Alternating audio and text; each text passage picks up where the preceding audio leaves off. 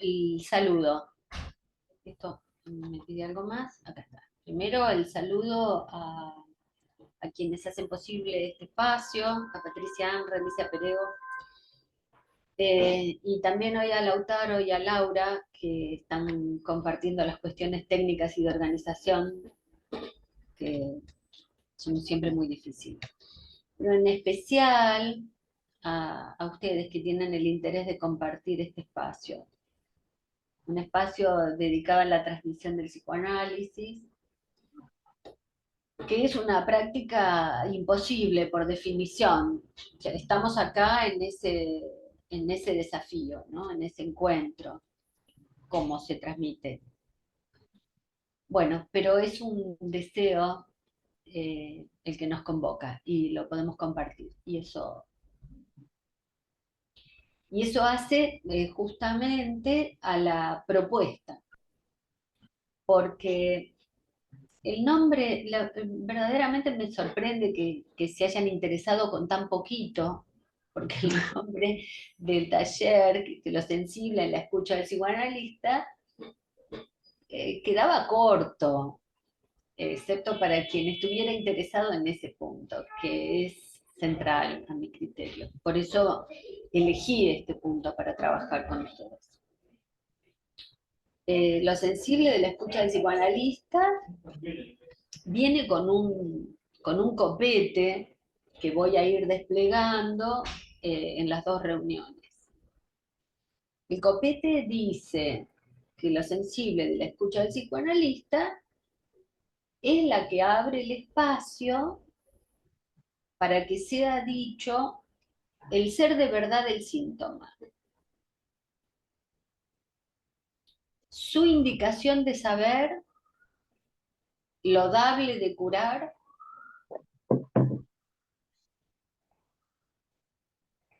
y esta escucha es la que Lacan propone y que habrá de sostenerse en una lógica precisa, no cualquiera, una lógica precisa. Eh, y para acceder a ella, me refiero a esta escucha de lo sensible, dice también que es la escucha que no se fascina con la lingüística. Estos son los términos que voy a ir desplegando poco a poco. Una salvedad es que esta escucha también cabe desde las preliminares, ¿no? Desde el inicio. Y sobre todo con el analizante en el psicoanalista. El analizante es en el psicoanalista. O el psicoanalista como tal se propone como analizante. Por eso tantas veces decimos cuando hablamos de las clases, de los seminarios, lo llamamos sesiones, ¿no? Y las veces que Lacan se nombra a sí mismo diciendo, estoy acá como analizante. ¿Qué quiere decir eso? La apertura por el no saber. La apertura hacia la pregunta. La apertura hacia lo que escucha y hacia lo que se dice. Porque no sé si está suficientemente claro, pero hablar de lo sensible de la escucha incluye el decir. Escuchamos como psicoanalistas, pero eso es el decir del psicoanalista mismo. La escucha voy a correr esto acá porque quiero compartir algunas pequeñas cuestiones. ¿De qué se trata escuchar? Entonces queda claro eso, ¿no? ¿De qué se trata escuchar para ajustar orientadamente en esa escucha lo que se dice? No puedo decir como psicoanalista lo que no, lo que no ingresó como esta escucha de la que estamos hablando. Y además porque estamos tomados, con lo cual tampoco es una cuestión del aprendizaje, ¿no? No aprendemos a ser psicoanalistas, porque nos precede la escucha. El poeta Pascal Quignard, que me gusta mucho, dice, nos preceden los sonidos, nos preceden en nuestro nacimiento, preceden nuestra edad, preceden incluso el sonido del nombre que todavía no llevamos. Eh, les invito a ir considerando de esto que se escucha, lo que en las consultas aparecen, ¿verdad? Esto en las consultas nosotros escuchamos que las personas que nos consultan han sido nombradas antes de que tengan un nombre, por sus parentales, por sus abuelos, por su sociedad. Pero bueno, vuelvo al poeta. En nosotros, dice, deambulan sonidos no visuales. Nos persiguieron sonidos antiguos. Aún no veíamos, aún no respirábamos, aún no gritábamos y escuchábamos. Constitutivo el escuchar. Con eso nos la estamos viendo y esta es mi propuesta de hoy. Entonces, en el dispositivo analítico, escuchar, ¿cómo se ajusta? ¿De qué se trata? Se trata de un trayecto de equivocidad, sí, donde el equívoco nos trae letras extrañas como signo de sujeto, ¿no? El soñante se encuentra con letras en las que se desconoce. Se encuentra diciendo en el equívoco lo que lo sorprende. ¿Qué escuchamos? Eso. Escuchamos los signos que aparecen a partir de una lengua, pero no de la palabra dicha, sino de una palabra dimensionada, y la propuesta es que esa palabra sea escuchada en su trayecto, no en lo plano de la palabra.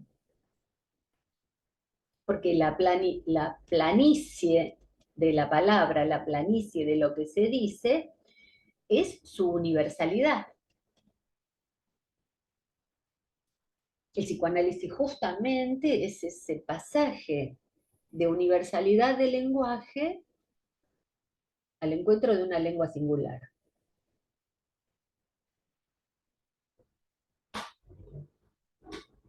Para adentrarnos en esto, se me ocurre que conviene partir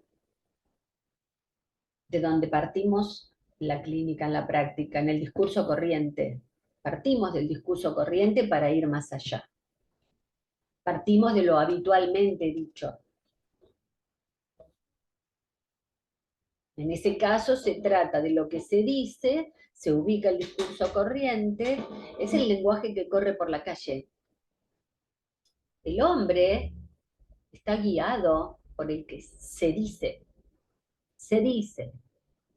es guiado, es conducido.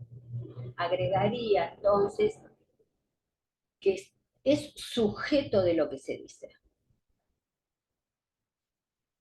Este no es un analizante, claramente, que al igual que el sujeto será a constituir en el análisis. Entonces, ese lugar donde el sujeto no sabe lo que es su enunciado. No sabe de su sujeción a la lengua materna que lo inicia, o que inicia la serie a partir del rasgo unario. No vamos a entrar por ahí, pero para quienes estén interesados. No sabe que desde el inicio, o antes, para decirlo mejor, está esa marca inicial del significante en el cuerpo. Una marca transmitida, como dice el poeta, marca que además nos humaniza, ¿verdad? Nos humaniza a la vez que nos determina como sujetos. somos sujetados. El sujeto está subordinado al otro, con minúscula, con mayúscula, a su otro.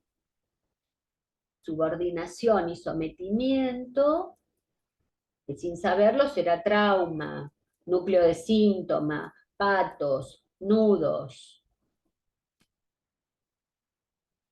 Bueno, es a partir de Freud que el psicoanálisis ocupa ese lugar, se ocupa de ese lugar, de sostenerse en la pregunta misma, porque esa subordinación es el enigma.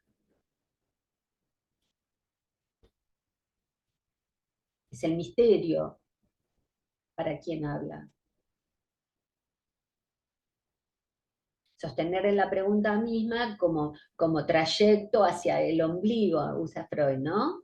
Pero no solo del sueño, sino de la esencia más radical, el ombligo, el no sentido, el sin sentido. La novedad freudiana fue eso, haber revelado que de donde emerge una palabra, se sobrepasa el habla. Y un sujeto discursante que se encuentra con lo que surgió, está sobrepasado de eso.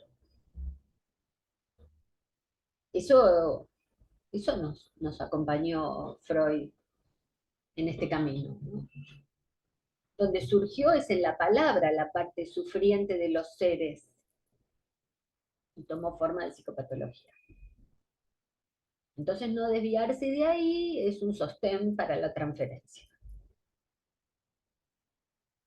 Bueno, claramente que no es suficiente con esto, pero vamos a trabajar un poco más.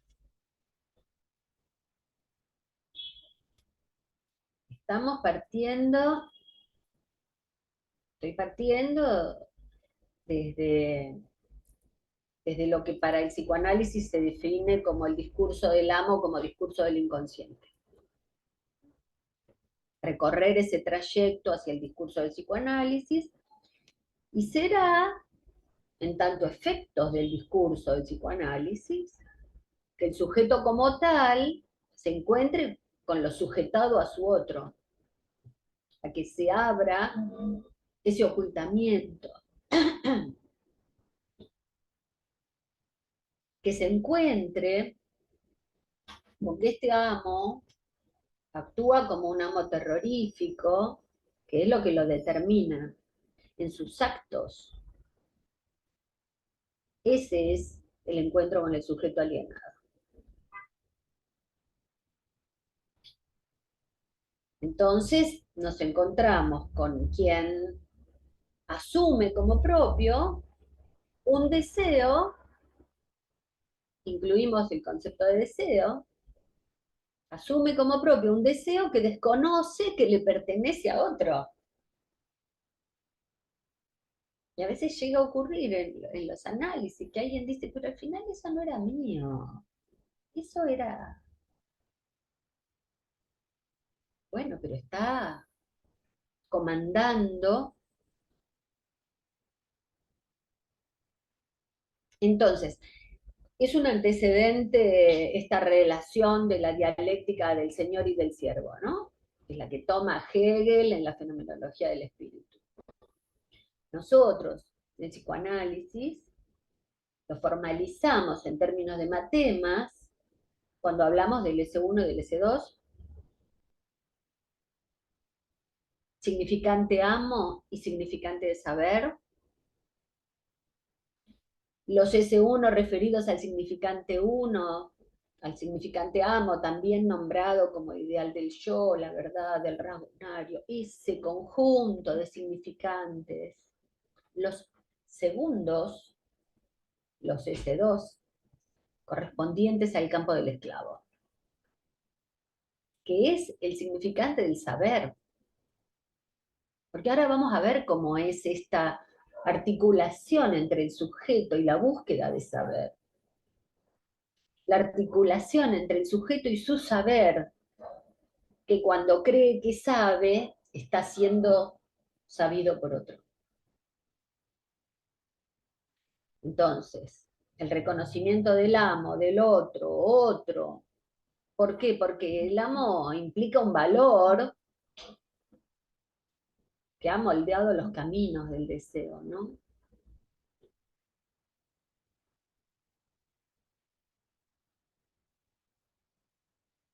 Pero a este discurso amo, a este discurso inconsciente, en estos términos, el psicoanálisis le propone un giro para ser más exactos. Lacan le propone un giro a la presentación hegeliana, y este propuesto por Hegel, que lo plantea como deseo de reconocimiento del amo, ¿no? El hombre desea ser reconocido por el amo. Sí, no se equivoca. El hombre desea ser reconocido por el amo. Y los sacrificios, digo sacrificios, lo sacrificial con lo que nos encontramos en la práctica, en torno de la búsqueda desesperada, muchas veces, de ser reconocido por el amo. La propuesta de Lacan es esa inversión que propone como reconocimiento de deseo, en tanto que el sujeto es un efecto del lenguaje como sujeto deseante. Lo digo tal vez más claro. En vez de desear el reconocimiento del amo, Lacan dice reconocer el deseo. Desear el reconocimiento de deseo. Bueno, nuestro trabajo, un encuentro con lo propio. Por eso no puede ser incluso en estos términos, no es de otro modo que el lazo social mismo, ¿no? Que es un efecto del discurso. Cómo se arma el lazo social para cada quien en términos de la relación con el amo y con el saber. Bueno, vamos a hablar de la escucha, vamos a hablar del decir del psicoanalista. Ah, hola, Noemí, también te veo ahí.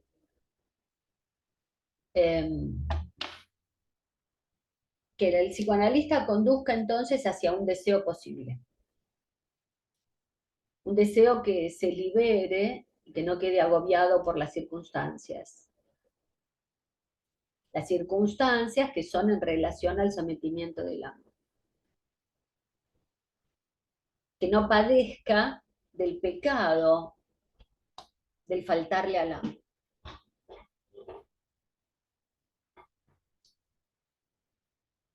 Eh, Voy diciendo estas cuestiones porque estoy hablando de las cosas que podemos escuchar, ¿no?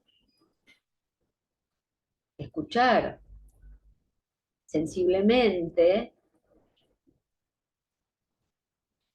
como cuando, como cuando tantas veces las personas se sienten pecadoras o culpables, están denunciando su relación al amo, su relación a su otro, ¿no?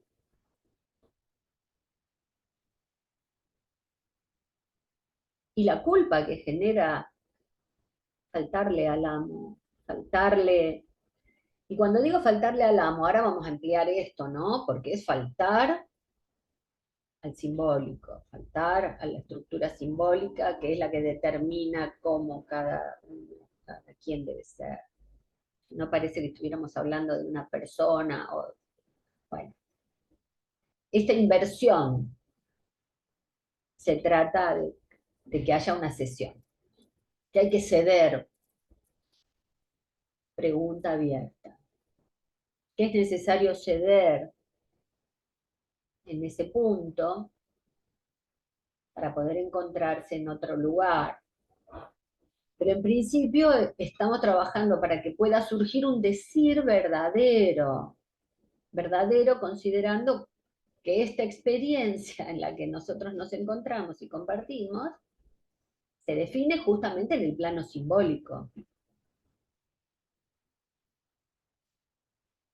Me voy a extender diciendo amo es eso. Me atrevo a decir amo es el plano simbólico, donde no solo se responde a la sociedad, sino a la historia. Ese es el que llega a la consulta. Quienes han compartido otros espacios me habrán escuchado decir que me gusta mucho la imagen de un proverbio africano que dice: para criar un niño hace falta una aldea. Y esa aldea, esa A mayúscula, es un otro que hay que considerarlo en esa dimensión. Me gusta a mí esa imagen. Bueno, entonces en estas dos reuniones apenas intento acercar, compartir mi propia experiencia, pero como psicoanalista y como analizante. Por esto que decía desde el comienzo, ¿no? En lo que me fue transmitido acerca de este lugar del psicoanalista, en su escucha y en su decir. Entonces, para eso les quiero leer el inicio del seminario 1, que en realidad no es tal, porque esto es seminario 1 según Paidós, pero hay otros seminarios anteriores, ¿no? Dice que sí por ahí. Pero bueno, en el seminario 1 según Paidós, Lacan empieza el seminario, y lo digo porque así empieza, y hoy no, pero probablemente la reunión próxima lo vamos a escuchar insistir en el seminario 24. Lo vamos a escuchar seguir a Freud en esta... Bueno, primero les leo, después lo conversamos. Dice, el maestro interrumpe el silencio con cualquier cosa, un sarcasmo, una patada. Así procede en la técnica Zen el maestro budista en la búsqueda del sentido, obviamente del otro sentido. A los alumnos les toca buscar la respuesta a sus propias preguntas. El maestro no enseña ex cátedra, una ciencia ya constituida. En todo caso, da la respuesta cuando los alumnos están a punto de encontrarla.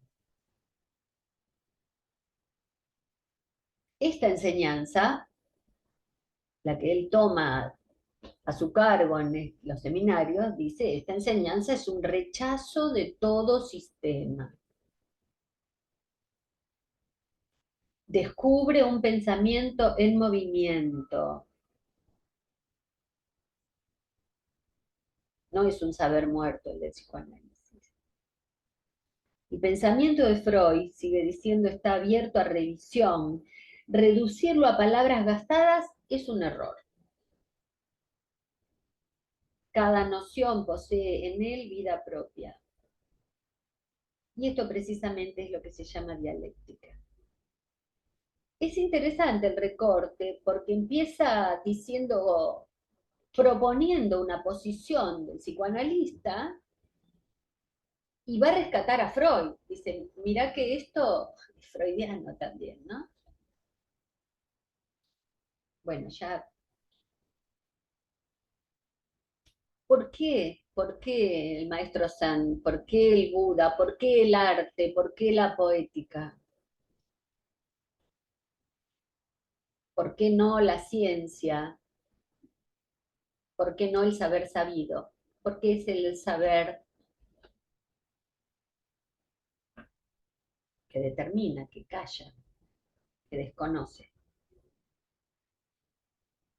Entonces dice eso, está diciendo cuestiones más cercanas a nuestra práctica. Dice, no es una ciencia, es distinta a las ciencias particulares. Es incomparable a las generalidades. Para acceder a su contenido solo habrá sin mediación entre el psicoanálisis y nosotros. Lo llama a eso implicarse. Estamos acá porque estamos implicados, nos encontramos en este espacio porque nos implicamos con esta práctica. Lo va a seguir sosteniendo diciendo que, que esto no es una ciencia, y toma las palabras de Heidegger, cuando Heidegger dice que la ciencia degrada a la filosofía, porque la filosofía también es una práctica experiencial. El psicoanálisis es una práctica experiencial. Entonces les comparto también una línea donde Lacan habla con cierta ironía y dice, nos mantenemos a distancia del crédito que la ciencia nos concede, porque a veces hay cosas que dicen, bueno, es ciencia, pero nos mantenemos a distancia del crédito que la ciencia nos concede. No deja de ser desde el exterior, viene de afuera, y como bajo reserva de extrañeza de que nos toleran ciertas costumbres mentales por lo incomunicable de nuestra experiencia. Vuelvo al principio, ¿no? Lo incomunicable, lo intransmisible, hay que hacerla, la práctica.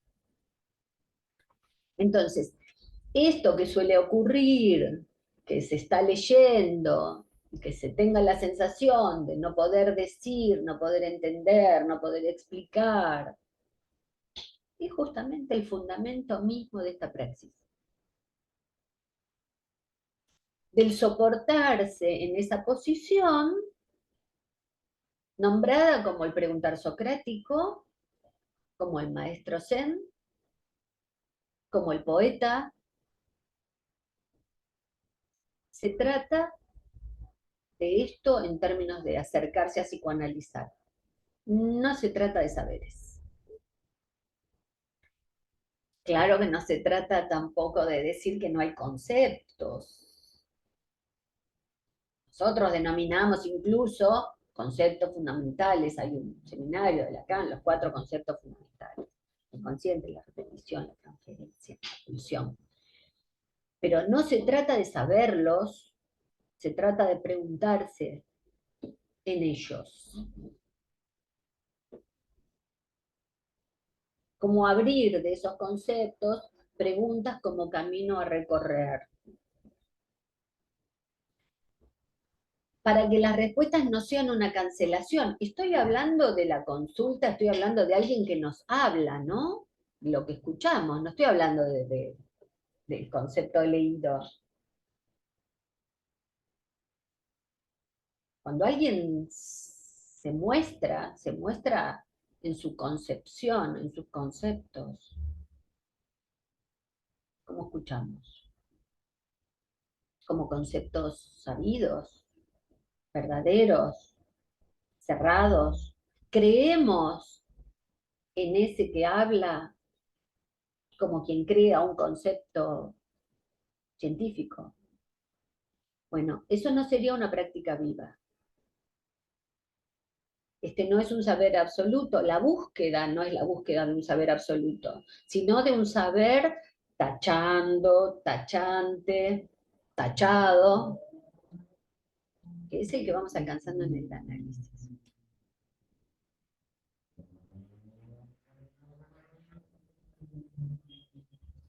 Les leo un cachito pequeño de uno de los escritos. Dice, un psicoanalista debe asegurarse en la evidencia de que el hombre, antes de su nacimiento y más allá de su muerte, está atrapado en la cadena simbólica, la cual ha fundado el linaje antes de que borde en él la historia.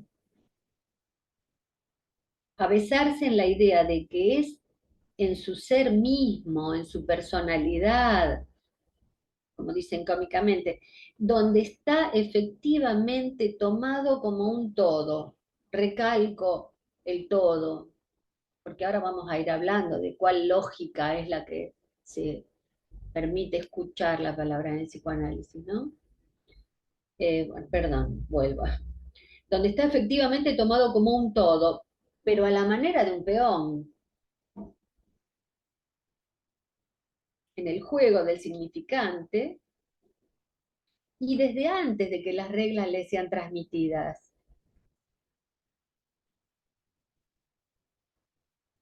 Si es que va a acabar por sorprenderlas, pues este orden de prioridades debe entenderse como un orden lógico, que es el orden actual. Salteo un pedacito, esta exterioridad de lo simbólico con relación al hombre es la noción misma de inconsciente. Y Freud ha probado constantemente que insistía en ella como en el principio mismo de su experiencia.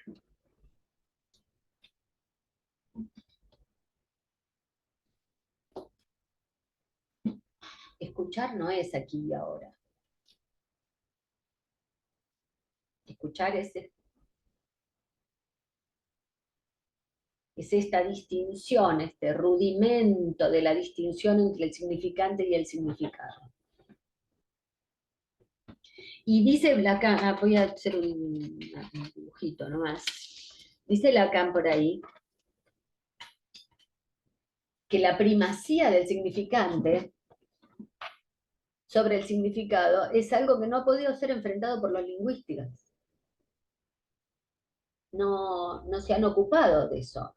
Solo el psicoanálisis está capacitado para imponer al pensamiento esa primacía, demostrando que el significante prescinde de todo cogito para ejercer, y lo dice así, lo leo, reagrupamientos en las significaciones que avasallan al sujeto. Más aún, para manifestarse en él por esa intrusión enajenante que es la noción de síntoma, que toma un sentido de emergencia, ¿no? Emergente. El sentido del significante está ahí, está en el síntoma. Es el sentido del significante que connota en todo caso la relación del sujeto con ese significante. Entonces, solo me parece que hay cuestiones muy complejas en términos de matemas y topologías, y a mí me gusta empezar por esta. Hay entre el significante y el significado una barra, hay una tachadura, hay una separación que permite saber que entre este significante y este significado hay un infinito.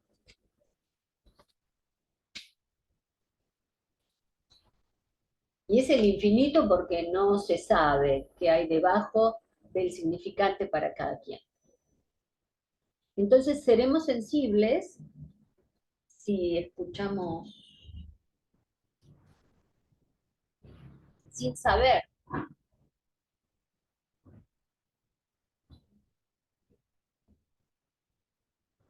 Entonces se dará lugar a que aparezca lo que Freud nos va a decir, de qué verdad, ¿no? Eh, un ejercicio que me gusta hacer tantas veces. Tomemos un significante cualquiera y veamos qué dice cada quien de esto.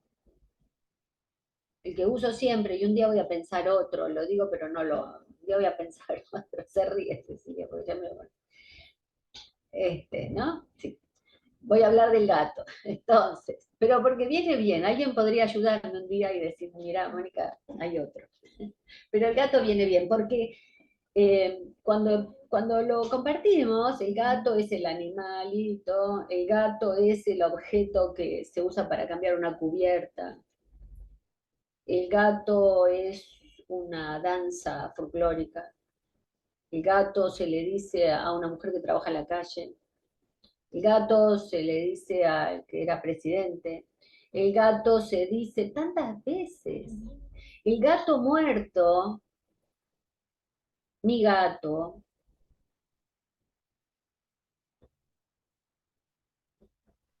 y todo lo que se adjetive alrededor de un sustantivo da pie para que ubiquemos que no hay un decir debajo de un significante. Entonces, escucharemos si el analista da lugar a que se diga. El descubrimiento de Freud es esa verdad. Y él dice que la verdad no pierda nunca su derecho. Y que solo su registro permite concebir la duración inextinguible del deseo. O sea, estamos hablando del deseo inconsciente, claro. Pero no aparecería si el analista no habilita ese discurso con su propio decir, con su propia escucha, ¿no? Verdad y deseo, continúo. Dice él, cuyo rasgo puede subrayarse del inconsciente. Freud se aferra siempre a ese concepto, diferencia de deseo, diferenciamos de anhelo, ubicar la diferencia de ese deseo al que el sujeto está sujetado, el deseo del otro, ese es otro. El deseo como verdad o el deseo del otro, ser objeto del deseo del otro. Esto seguramente que ustedes lo han escuchado decir más de una vez. Entonces, hay que articular que ese registro de la verdad, dice Lacan, se debe tomar a la letra. Es la determinación simbólica, lo que Freud llamó la sobredeterminación. Y acá leo esta frase que la plantea Lacan y que la voy a desarrollar después. Dice, debe considerarse ante todo como hecho de sintaxis.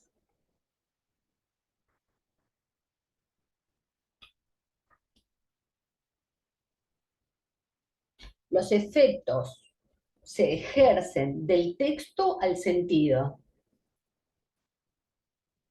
Estamos lejos de imponer el sentido al texto. Esto lo propongo para la próxima. Ahora, para continuar con movimiento y para que la pregunta sea un camino, nos tenemos que encontrar con la consulta del que se expresa en la vida cotidiana, en ese discurso corriente que donde habla el yo, ¿no? Y es el que tiene la relación con lo que tiene a mano el yo. Es el que está regido por lo impersonal, es el que es pensado, regido por lo que se dice por él.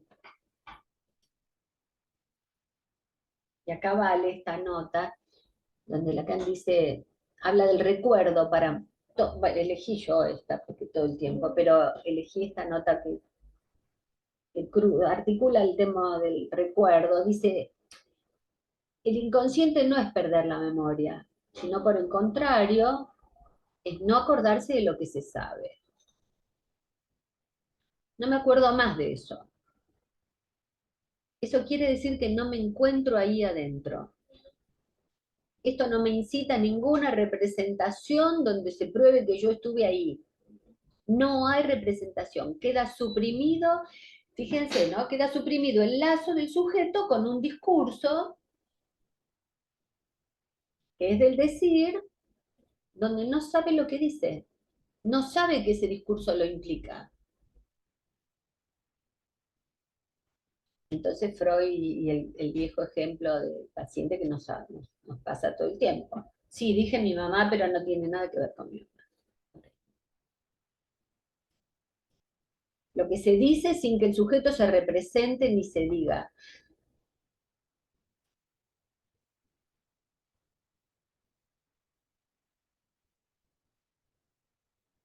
Bueno, en ese punto, eh, lo que se evidencia es que en esa distancia y en ese desconocimiento nos encontramos con un ser que considera la relación con su realidad en relación a lo que imagina, claro. y que la podemos calibrar por el modo en que la imagina y por la medida en la que la reacciona. Pero Lacan dice de eso es resistencia óntica, óntica en términos de resistencia del ser, ¿no? Lo relacionado al ser. Me gusta esa cita porque es otro modo de hablar de la resistencia, ¿no? Es la resistencia como desconocimiento. Por eso tenemos que preguntar, no, si estamos acá para eso, nos preguntamos con qué cuenta el psicoanalista.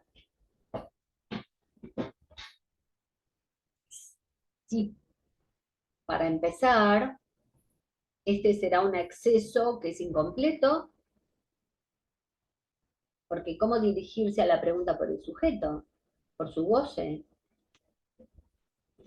¿Es posible acceder a ese sujeto cuya nota fundamental es la incompletud? Bueno, lo propio de ese ser, y es lo que nos convoca a escuchar, lo propio de ese ser es nunca ser una totalidad.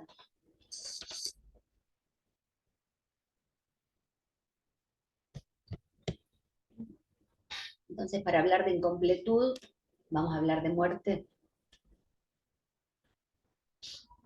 Porque incompletud es el hecho de tener una posibilidad más. Incompletud es la ampliación de conceptos, es proyecto, es inacabamiento, es lo no sabido.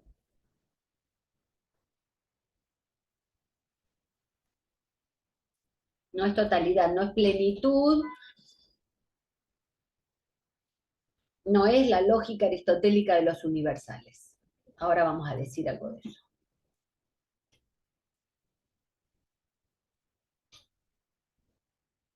Entonces, no conviene dejar de resaltar este llamado a abordar en términos de ese ser que está definido por la universalidad, está subsumido a lo pensado por otro, minúscula, mayúscula. Pero el llamado es que no sea el psicoanalista, ¿no? Un otro que lo determine. Bueno, dependerá de su posición que eso sea. Desde el campo freudiano, Lacan está, escinde al sujeto, tacha el saber, cuestiona el fundamento de la experiencia, lo cuestiona como disciplina científica, porque cualquier ciencia está sobre conceptos básicos, axiomas, y el problema que él plantea, que lo toma también de Heidegger, lo cito a Heidegger porque estuve haciendo un seminario con respecto a Heidegger y encontré una cantidad de cosas que me parecen sustanciales, ¿no? En ese punto comparten ambos la cuestión de que una práctica no se interroga a sí misma con las técnicas eh, con las que usa. Así como enfrenta su universo de estudio, la física, por ejemplo, trabaja sobre la energía, pero no se pregunta qué es la energía. Entonces, cuando nos preguntamos por nuestros fundamentos, estamos trasladados a otro ámbito. Da como ejemplo Heidegger esto, ¿no? Dice, la arqueología puede conseguir construir con sus métodos una ciudad, pero con eso no va a responder qué es la arqueología. Entonces, ¿cómo hace el sujeto el psicoanálisis para pensarse a sí mismo? Bueno, en esos términos Heidegger dice, la ciencia no piensa, se separa la filosofía también del concepto científico, ¿no?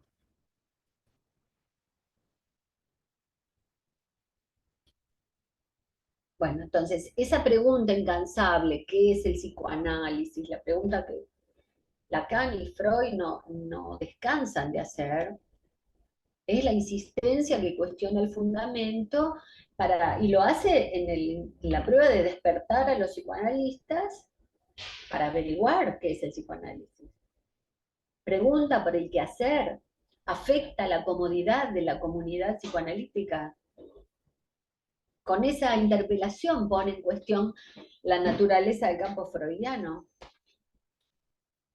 Con el deseo, dice por ahí, que los psicoanalistas vuelvan el oído hacia su propia esencia. Estamos en el punto de cómo escuchamos.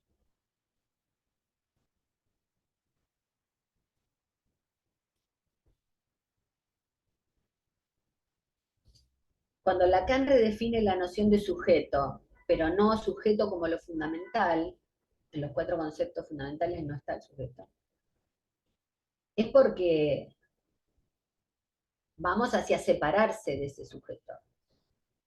El sujeto del psicoanálisis, dice, se funda en un lenguaje que solo va a encontrar sentido cuando un significante se representa ante otro, ¿no?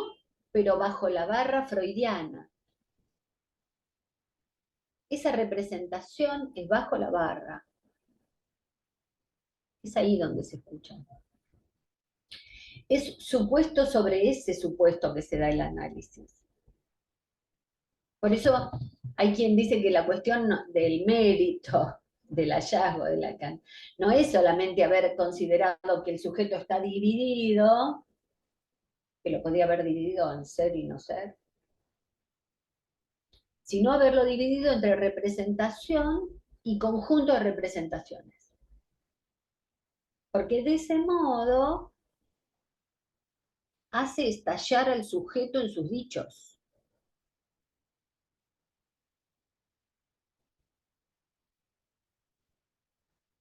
Debajo de la barra el significado es infinito. Todo sustantivo es una metáfora. Con eso podemos escuchar. Ahí se encuentra el espacio donde encontrarse el hablante ser. Ahí el encuentro, o mejor dicho, el desencuentro del discurso corriente. El discurso corriente que lo concibe al ser, que se concibe como ser en tanto Dios. El discurso corriente concibe al ser como un Dios, como Dios, en esto de la aspiración a las perfecciones imaginarias.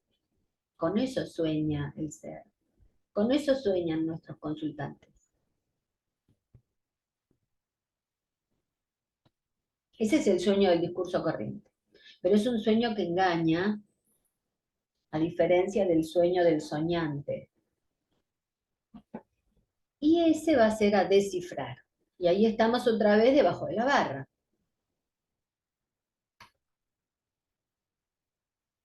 Que cuando Freud dice el sueño de padre no ves que ardo, no se queda con la idea de que el padre sueña con que el niño revive. Por eso no necesitaríamos ningún desciframiento.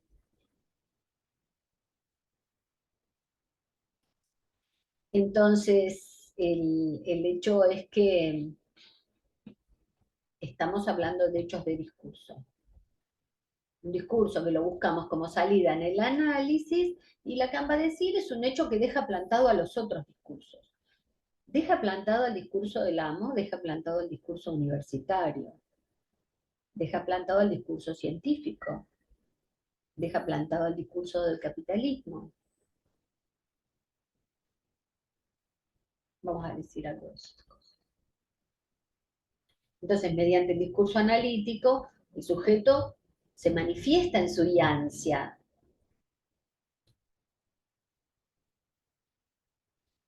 Vale, me parece que vale que vuelva a aclarar, ¿no? Que cuando estoy hablando de ese sujeto que se manifiesta en su iancia, estoy hablando del psicoanalista, ¿eh? A saber, en lo que causa su deseo. Entonces, en términos de psicoanálisis, nos encontramos ante cómo desocultar lo inatrapable del sujeto, en esa búsqueda del sujeto. Lacan dice que el lugar del psicoanálisis es darle al sujeto el lugar que le corresponde. Y para esto nos coloca frente a la incompletud de lo simbólico, pero sobre todo en el desasirse.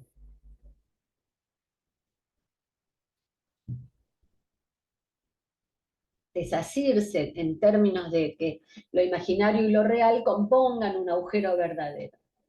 Si no, si no, ¿cómo acceder al núcleo real del síntoma?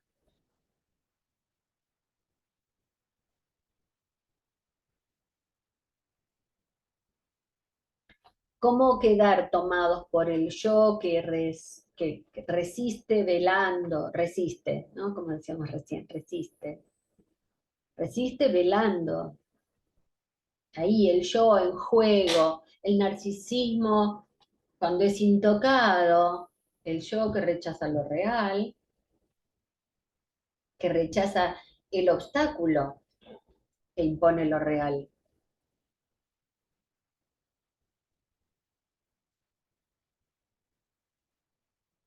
Estamos frente a un yo que habla de ese narcisismo que es mortificante porque hace uno, porque hace totalidad. Entonces, para nosotros, crear las condiciones que generan un campo propicio que incluya el síntoma es la búsqueda de atravesar pasos lógicos que permitan orientarse para tratar al síntoma. En esos términos, conmover totalidad, conmover lo sabido de la determinación. Entonces la cura se dirige a un síntoma en otro grado, a un tratamiento del síntoma. No con lo que hace relación, dos puntos simbólicos previos, sino el tratamiento del síntoma que es posible desde la no relación. Y esto nos puede traer a la definición misma del psicoanálisis, cuando decimos que la eficacia del psicoanálisis es la eficacia de su falta, es la eficacia de la falla. En ese término estaremos dentro de la práctica, porque ahí podríamos encontrarnos con que lo real no quede rechazado por el analista mismo. No estoy haciendo diferencia entre eso dije en un principio, el analizante como en el lugar del analista, ¿no? Vuelvo a decir. Que no haya, que no quede rechazado, sino que se considere al síntoma como lo que sí vehiculiza lo real. Por eso en nuestro horizonte es que ingrese el síntoma como tal y no habrá de silenciarse con las buenas intenciones. Cuidado con las buenas intenciones.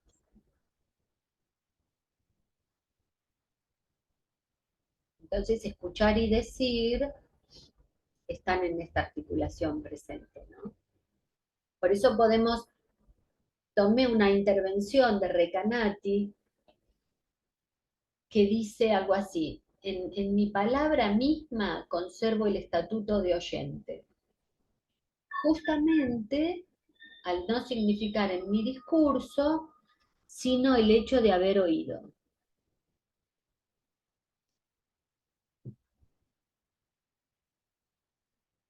El oído y la palabra. No la fascinación por la escucha, sino que haya en la palabra el hecho de haber oído.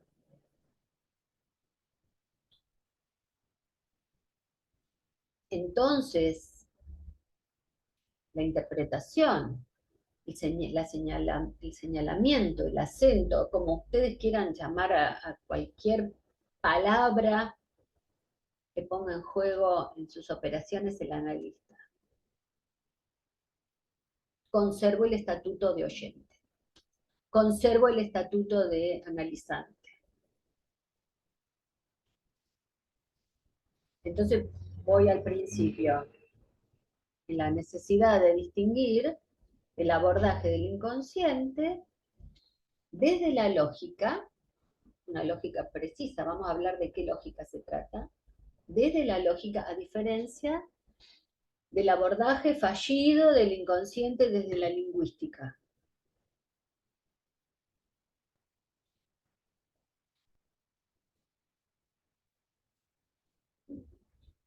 Esto es hablar puntualmente de la barra, que justamente nada tiene que ver con la lingüística, porque el abordaje lingüístico del inconsciente no afecta al goce.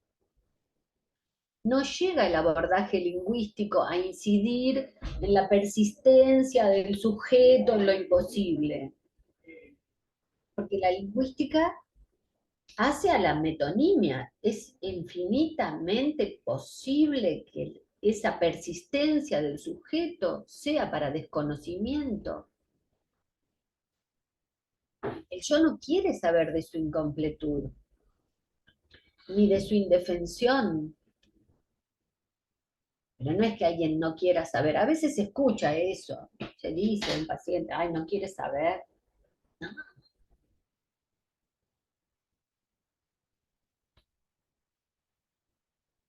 no es que alguien no quiere saber, es que está armado desde sus identificaciones.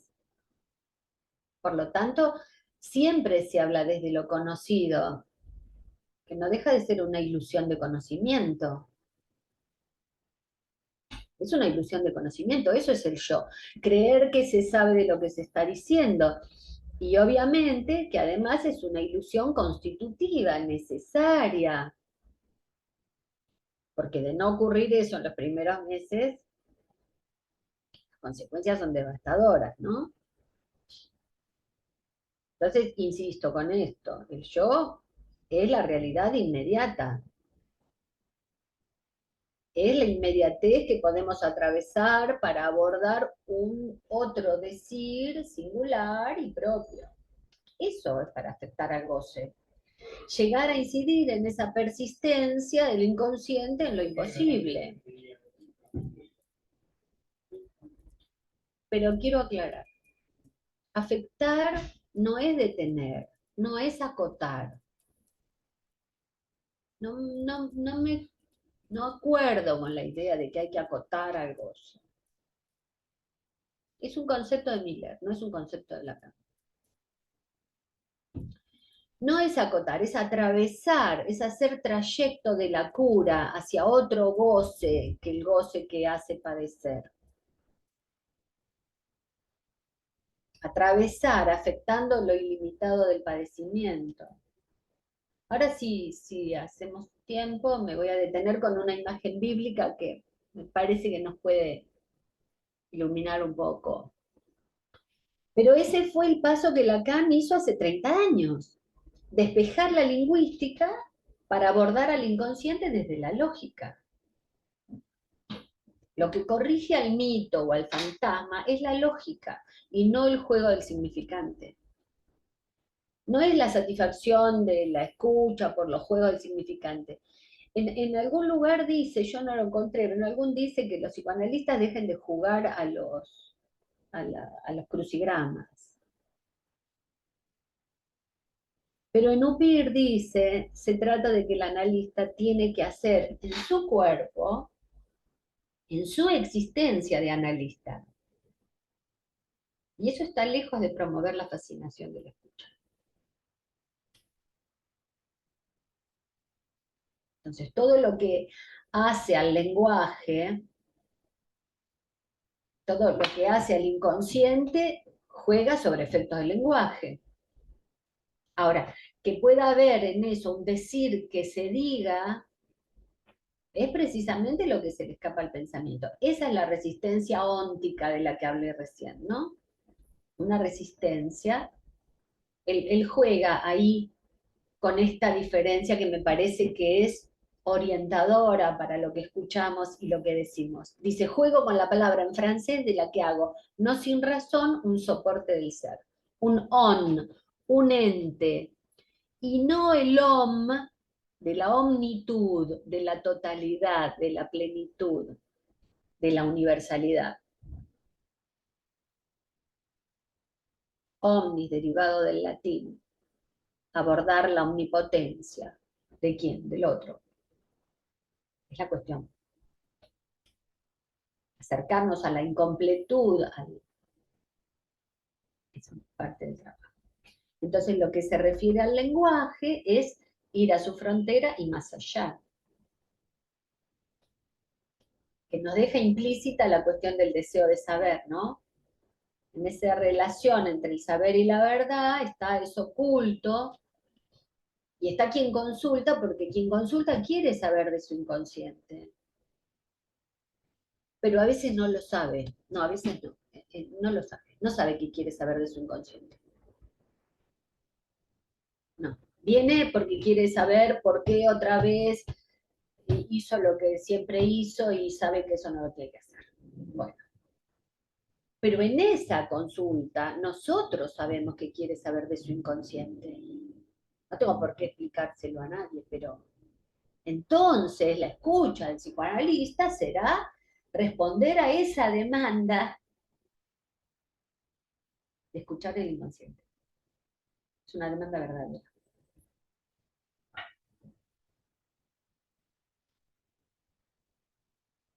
Entonces, el simbólico previo, el imaginario, lo constitutivo, reveamos el estadio del espejo, ubicamos de qué se trata lo pensado, cómo acceder a un decir verdadero, ubicar el mundo en el que está inmerso, ubicar y escuchar que quien habla está siendo pensado y viene siendo digerido, por eso impuesto.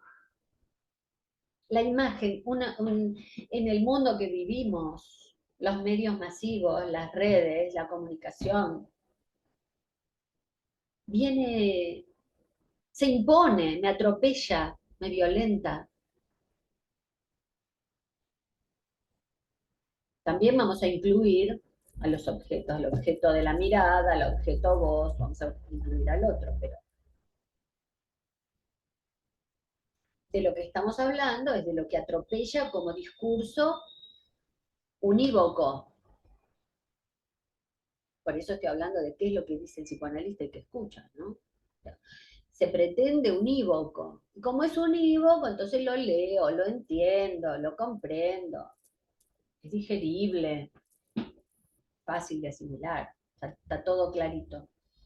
Pero el trabajo de lo que se trata es de eso otro, porque eso es lo obturador a un pensamiento verdadero. No deja atravesar un saber sabido.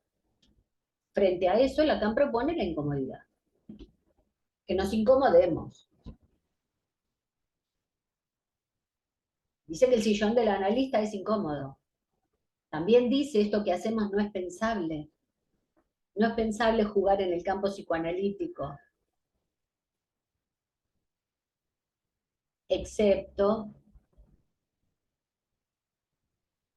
dando el estatuto correcto al sujeto. Por eso ahí, cuando habla de eso, ahora eso lo tenía acá, es que se refiere al recuerdo, darle lugar al sujeto. En ese recuerdo donde el sujeto se desconoce, es una muestra lo del recuerdo, pero se desconoce todo el tiempo. Entonces, ¿cómo incidir en la escucha de quién? ¿En la escucha de quién? Yo diría que primero del analista y después del analizante, para poder llegar a un decir y que lo que se escucha permita intervenir en ese saber dominante del discurso universitario, que lo fija el sujeto en un lugar informe. Es contrario a ese lugar de semblante universitario, ¿no? No se puede con eso. Entonces, el analista se haga objeto, que su cuerpo sea objeto para que sea disponible para el uso. No como sujeto, dice, porque el sujeto no está disponible para su uso, sino que sea un objeto disponible para el uso. Eso es en tanto la posibilidad de que use con un objeto que se use con responsabilidad, ¿no? como si fuera los gadgets. Una cosa es que yo quiera grabar algo y otra cosa es que deje el grabador y me vaya a hacer otra cosa. Bueno, hablamos de construir un sujeto a partir del inconsciente como una cuestión lógica, como lo estableció Freud. Lacan se ocupa de señalarlo, y para eso, bueno, aporta él sus herramientas, que es la clínica de los nudos, la topología, la lógica modal, otra lógica que la aristotélica.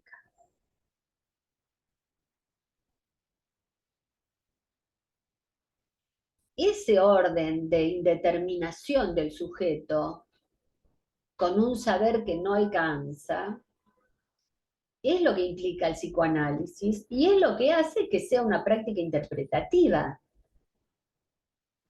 No necesitamos interpretar nada. Por eso estamos en la poética y en el arte, en otro decir. Y esto es lo que nos permite considerar a la interpretación, cuyo punto de partida es un sitio vacío, sujeto, interpretación, vacío. La poética como lugar que parte de un sujeto vacío, y más ahí aún va a ir Lacan, va a ir a la poética china, va a tomar el Tao. Por eso dije, en el principio de sus seminarios, y la próxima vamos a ver que en el final, pero avanzados los seminarios, aún ahí. Punto de partida, sitio vacío. O sea, partir de la X como sitio vacío, por una falta, por un agujero, por un hueco. Esa es la primera inscripción de una imposibilidad en la enunciación de un sujeto. Ahí donde el sujeto sigue queriendo hacer gozar al otro de golpe, se puede introducir, porque se constituye un potencial, un dominio de no relación. Se puede en el enunciado de un sujeto introducir una X y entonces incidir en el goce. En el enunciado una X, simplemente eso, pero en el enunciado del hablante, no en el otro del hablante, sino en un enunciado del sujeto. Sin esa X no hay manera de inscribirse fuera del universal. Se trata, en otros términos, lo digo de otro modo, de que lo real tenga acceso a la castración. Es la inscripción de la lógica del no todo. Por el cuantor, no todo. Acá no vamos a llegar, pero de esto se trata, ¿no? Entonces, la inscripción de esa barra, esta, que la ponía acá, me parece que es acá. La barra atraviesa y es el signo de sujeto. Tachar, no todo. Esa lógica entonces es otra estética que la del decir. Hay una estética en el decir del analista. Una estética, en la palabra estética también está la palabra ética, ¿no? Una ética que está incluida.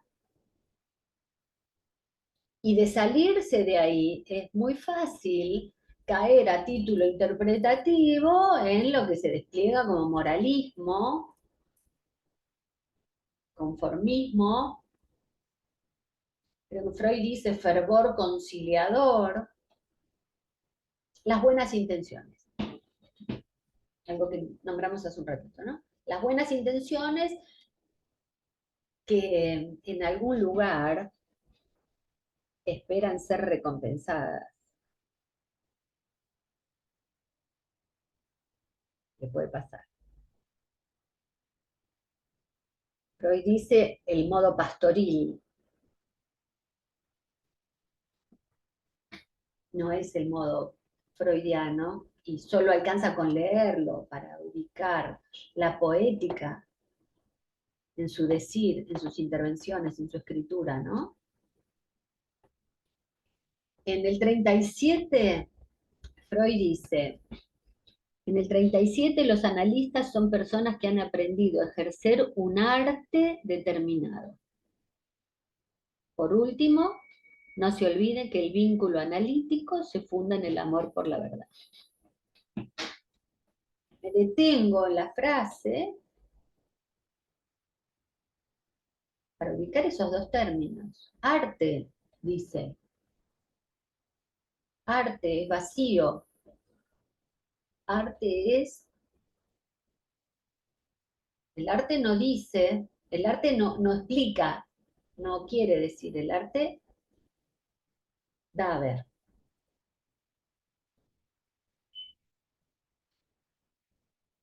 Dice amor por la verdad del inconsciente. Viene de tenerse en una frase que es una definición de psicoanálisis, ¿no? El psicoanalista. Bueno, eh,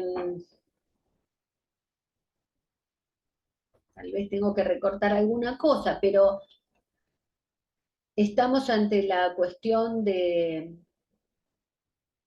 cómo funciona el oyente sensible cuando opera el obstáculo, que es lo que estamos ubicando en esta lógica.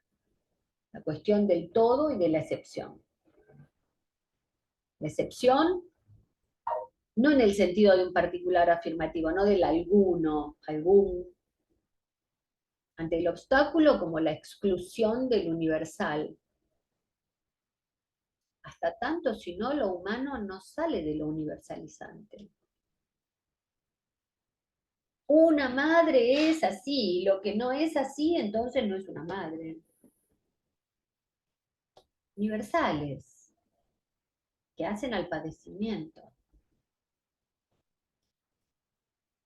Un acceso que no sea persistir en lo imposible, que nos trae al punto de esta estructura freudiana que se interpone diciendo no es el padre de la horda primitiva.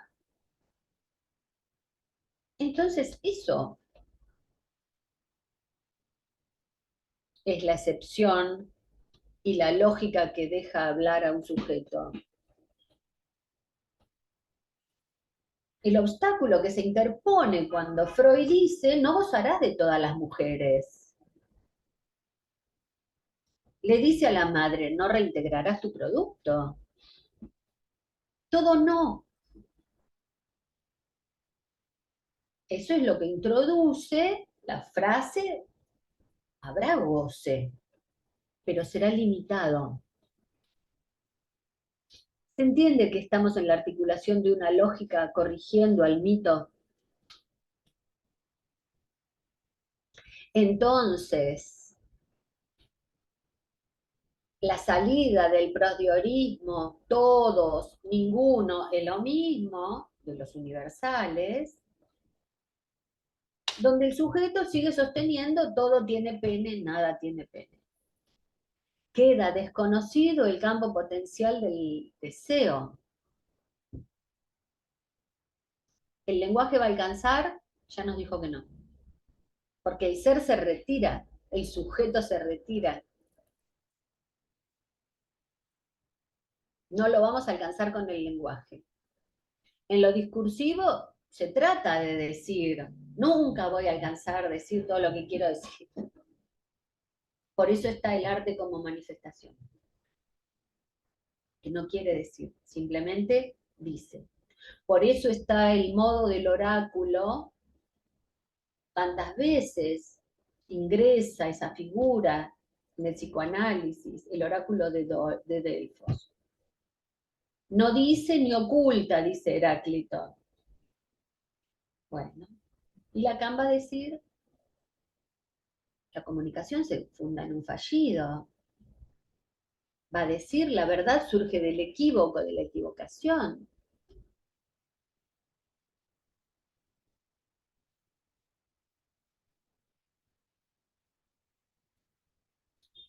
Eh,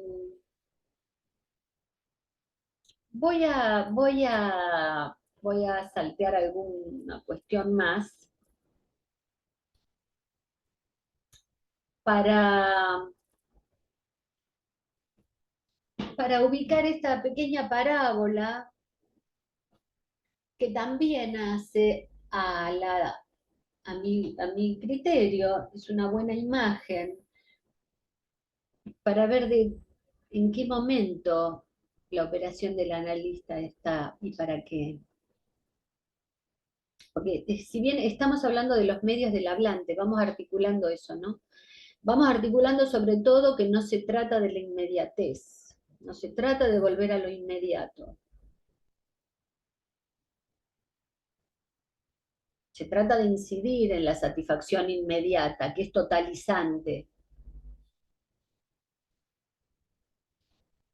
¿Cómo incidir en la satisfacción inmediata que hoy podemos decir, sabemos que es la orden del simbólico? Es la orden, la satisfacción inmediata es la orden del discurso unívoco. Es la orden del discurso capitalista, es la orden del amo. Eso es lo que sabe inmediatamente. Esto es lo que hay que hacer, así se hace. Bueno, tenemos que volver a eso, con el límite y más allá del límite. Acceder a la operación del psicoanalista para que se obstaculice el determinismo, que es la obligación trágica, para articularse en la cura, porque el analista no quiere que nada quede determinado en ese lugar. La parábola es un relato simbólico, ¿sí? Es la parábola del sacrificio de Abraham en el Génesis 22. Abraham recibe la orden de Dios, que le dice, sacrifica a tu hijo. Y él le dice, aquí estoy. Luego Dios dijo, toma a Isaac, tu amado hijo único, ve a la tierra de Moria y ofrécelo como un sacrificio que debe quemarse completamente en la montaña que yo te indicaré. A la mañana siguiente, Abraham se levantó temprano, ensilló su burro, se fue con 2 siervos y con su hijo Isaac. Cortó la leña para usarla en el sacrificio y se fueron luego hacia el lugar que Dios le indicó. Al tercer día, Abraham alcanzó a ver en la distancia el lugar a donde iban y le dijo a sus siervos, quédense acá con el burro, el muchacho y yo iremos allá donde adoraremos a Dios y volveremos por ustedes. Abraham tomó la leña que tenía para el sacrificio y la puso entre los hombros de su hijo Isaac. Luego en una mano tomó el fuego, en la otra el cuchillo y se fueron caminando juntos. Entonces Isaac le dijo a su papá, le preguntó, acá tenemos leña y fuego, pero ¿dónde está el cordero que vamos a sacrificar? Dios proveerá el cordero para el sacrificio, hijo mío. Ese Dios proveerá lo podemos dejar para otro momento también escucharlo, ¿no? Porque la desimplicancia del sujeto la escuchamos también tantas veces. Dios proveerá es algo que se sigue diciendo aún hoy.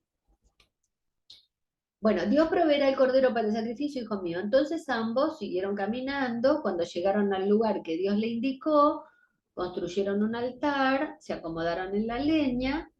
Luego Abraham mató a su hijo, lo colocó en el altar sobre la leña. Inmediatamente sacó un cuchillo para matar a su hijo. Pero el ángel del Señor, llamó a Abraham desde el cielo diciendo, Abraham, Abraham, Abraham.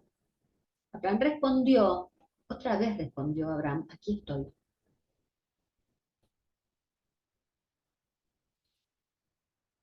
Eh,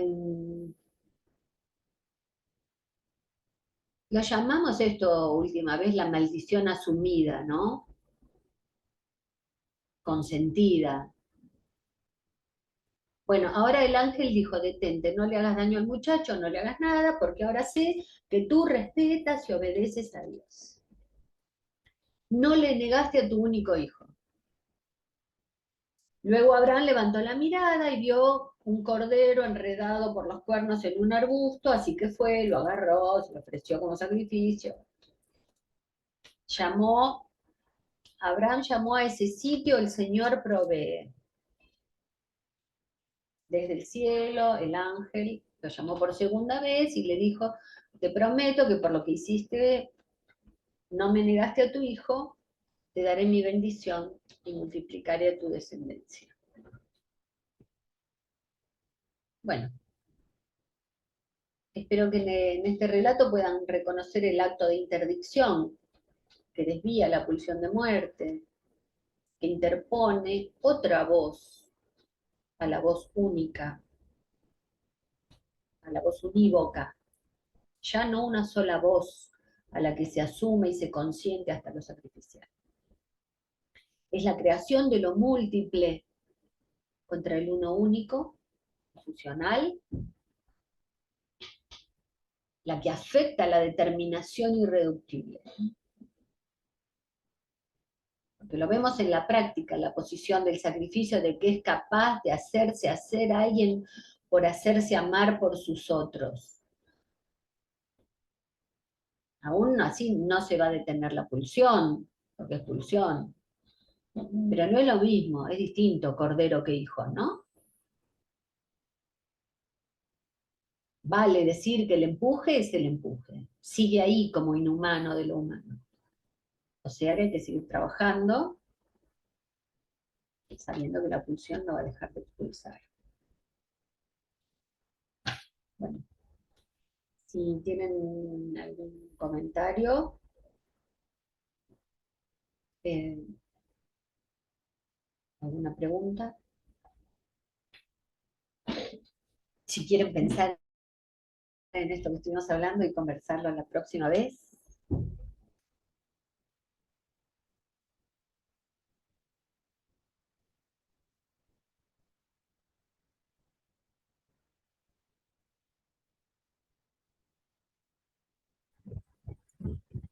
Y en la próxima reunión vamos a hablar de esta cuestión del vacío como central. Y vamos a hablar de la estructura sintáctica con sus consecuencias, de esta lógica, de cómo somos pensados en términos de un discurso occidental aristotélico. Mónica, buenas tardes. ¿Me escuchan? Noemí habla. Uy, ¿Me escuchás? ¿Me escuchan todos? Yo sí te escucho. Yo también te escucho. Sí, yo te escucho, te escucho. Bueno, lo que ustedes quería... están ahí, yo perdí. Ah, Ahí está, perdón. bueno, Había perdido la conexión. bueno. No, mientras en el transcurso de este recorrido que hiciste Bueno, hoy, ¿les parece que quedamos así para la próxima? bueno, Yo no estoy escuchando nada, no sé si alguien me está hablando. ¿No? no, Sí, te está bien. están Saludos, hablando. nos vemos la próxima, nos vemos el miércoles. Dale. Está bien, está Traigan sus bien. comentarios. Los espero. Chau. Chao, hasta luego.